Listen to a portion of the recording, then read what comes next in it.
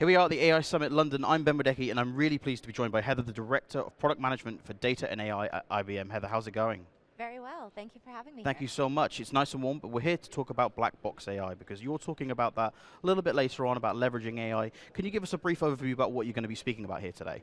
Absolutely. So, I think that our area of focus is really trust and transparency in AI so that we can help our clients to ensure that AI is implemented in a way that's responsible and also helps to manages for some of the risks around bias, the need for explainability, and overall compliance with regulatory requirements. So one thing I'm keen to understand is IBM is absolutely massive, and given what's going on in the marketplace, how is it that you guys are able to keep up and also keep ahead of what's going on and what's changing in what has been a topsy-turvy last 12 months?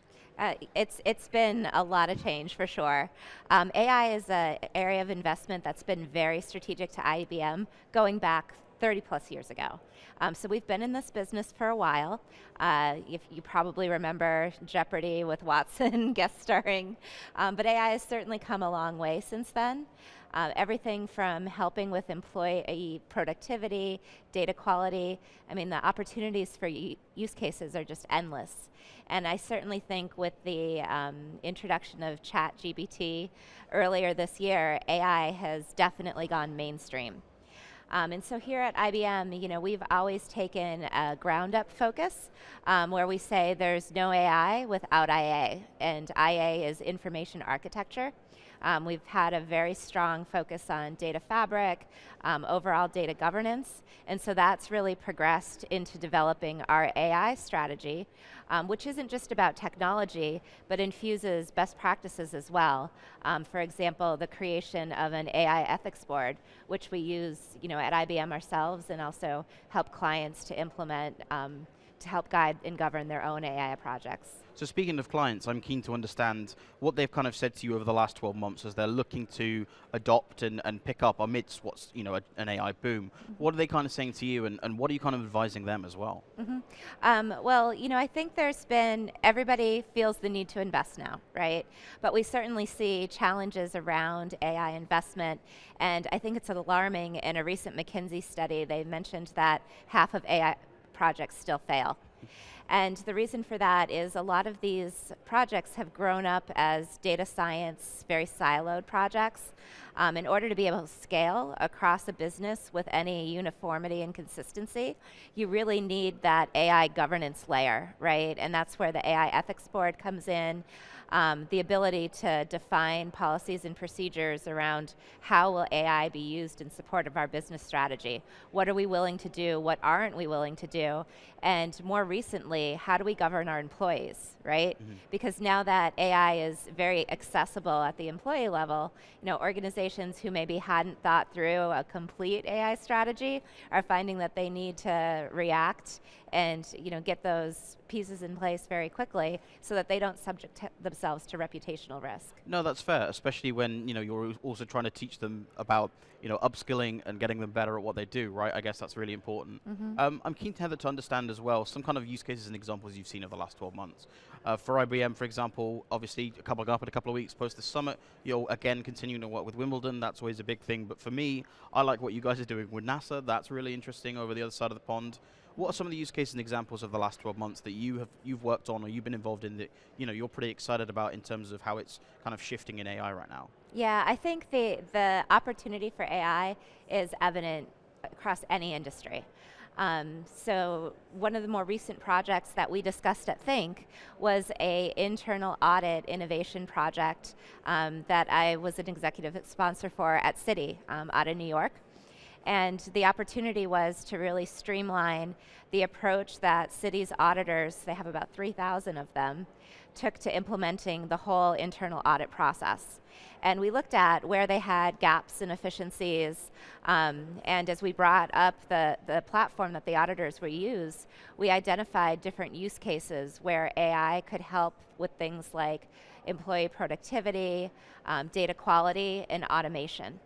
And one great example that came out of that project was using our very own Watson Assistant, which is an integrated chatbot that we worked with Citi to train on their internal audit manual. And so we brought these new users onto the system in production, and instead of having to read through a PDF document and find the information they needed or call a help desk, they could interact directly with the system and get the answer they needed while they were working. And what we found in just the first month that they went live, their call volume to help desk was down 80%. That's great. So they really achieved some productivity in that their help desk could respond to more difficult questions, more analytic type questions, as opposed to something that could be found in a manual. And we continue to train that Watson assistant in order to help them further reduce that call volume. And so if you think of the challenges bringing up a new system, brand new, with minimal user training, that was just really nice validation of how well that project went. Yeah, especially because it's not just simple to use, but simple to integrate as well. It's something that can easily be picked up, which is always why Watson will do well, especially in terms of Jeopardy. It always beat me on those answers, so I'll never forget it for that. Heather, looking ahead 12 months, we've got a lot coming up over the next couple of months. This AI hype is only going to continue. What are you kind of seeing shaping, and what can we expect from yourself and your team at IBM as well? Well, we announced Watson X at Think, which was really exciting for us as a company.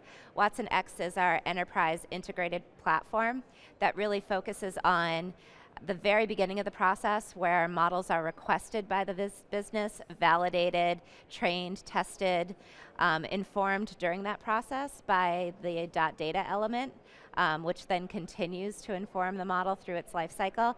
And we have a governance piece, Watson X Governance, that wraps around that entire enterprise platform.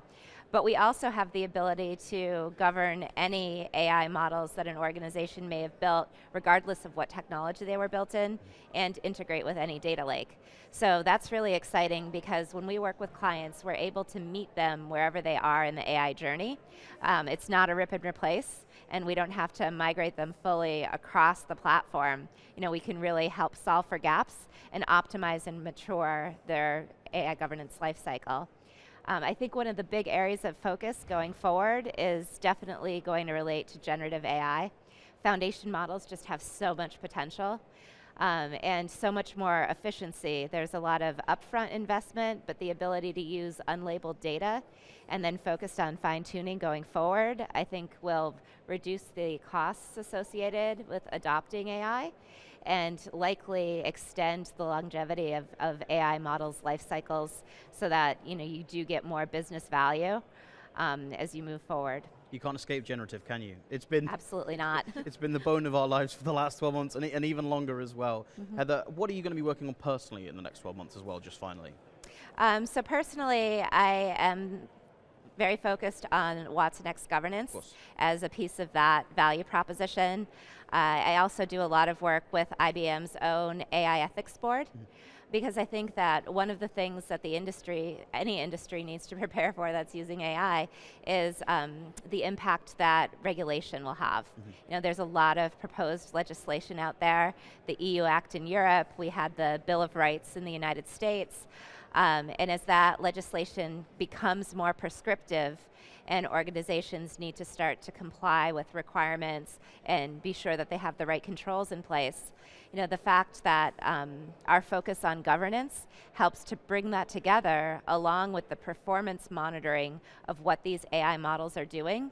I mean, that's just an amazing value proposition, because we're able to look from the requirements through performance, and then provide the assurance piece that connects into audit, as well as any regulatory reporting that's going to need to happen. Well, governance is spiraling very quickly at the moment, so I look forward to seeing how that shapes out, and I'm really excited about what's next. So give it 12 months, it might completely change in the way we work. Heather, thank you so much for your time. It's been a pleasure. Thank you. Thank you for having me. Thank you.